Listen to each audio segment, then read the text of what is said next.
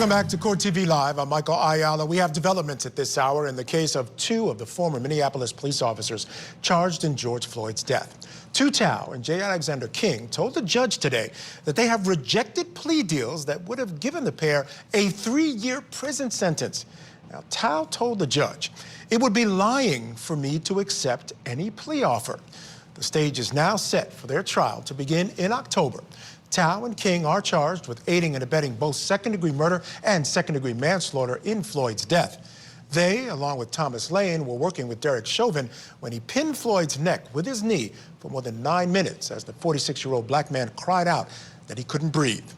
Now, the killing, which was caught on witness cell phone video, sparked protests worldwide.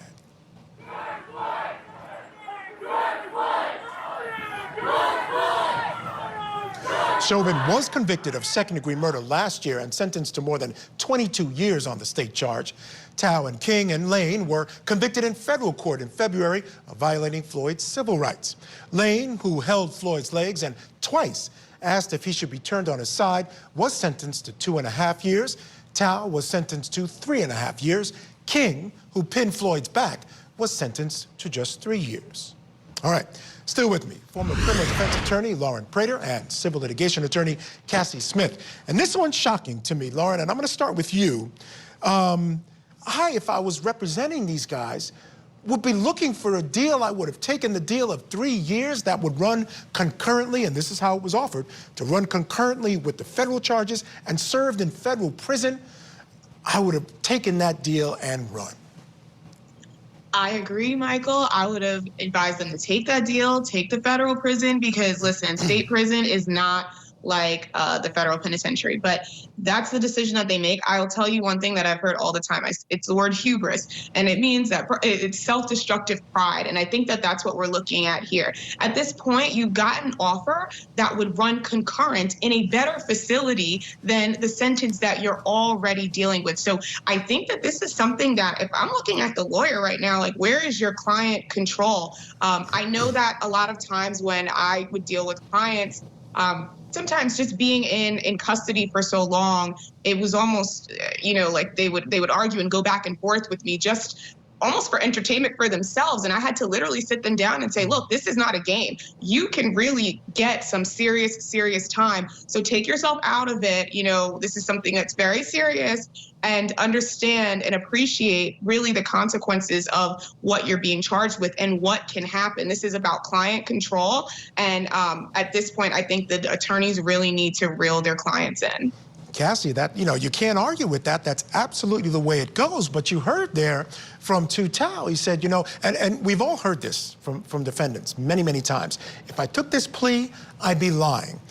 Now, we know that many, many people take pleas even though they may not have committed the crime, because they're faced with this Hobson's choice of a really long time in prison and a really decent deal, which don't get me started on the plea system as far as that goes. But at the end of the day, I want to get your thoughts on the decision not to take a plea in this case. I have to agree with Lauren. I think it was just an act of being prideful, but it's unrealistic because they're rolling the dice. I mean, I, as a prosecutor, have defendants who said, I'm going to roll the dice and go to trial because I have nothing to lose. Well, in this case, they have a lot to lose, because that deal, that concurrent sentence to be in federal prison is off the table. That's not happening anymore. They're going, if they are convicted, the prosecutor's already said that that limited time is gone. It'll probably be longer, and it's going to be in state prison. So they had a lot to lose, and it's unfortunate. I understand and I empathize with how they feel. They may feel like this is not the truth. However, sometimes the circumstances are beyond that, and you have to do what's best for you. And I just don't think they see that at this point. No, they don't. And Lauren, I want to now talk about their chances in court. That's supposed to go in October. When you look at it, what they have to prove, the state here, is that they knew or intended to further the crime of either murder or manslaughter. That's what aiding and abetting is. I think they're betting the idea that they're not going to be able to reach that level. But then on the other hand, and I agree, that's difficult, and you might want to roll the dice on the normal circumstances, but then you got that video. And then the third thing I want to say is that right now it seems like the public is a bit satisfied that they got their pound of flesh. So I don't know. Maybe they're smart to roll the dice here. See, the question, Michael, is does the risk benefit the reward? Does the risk justify taking, does the reward really justify the risk in this particular situation? This video is something that appeals to the emotions of jurors. If they get a conviction, it's over. If these were my clients and I were in Cassie's courtroom, I would be, Cassie was my prosecutor, I'd be saying, Cassie, please keep this offer open at least until trial. Give me a chance to talk to my clients because, you know, they may be rolling the dice, Michael, and you're right. They may be able to convince a juror or two, but what if they're not?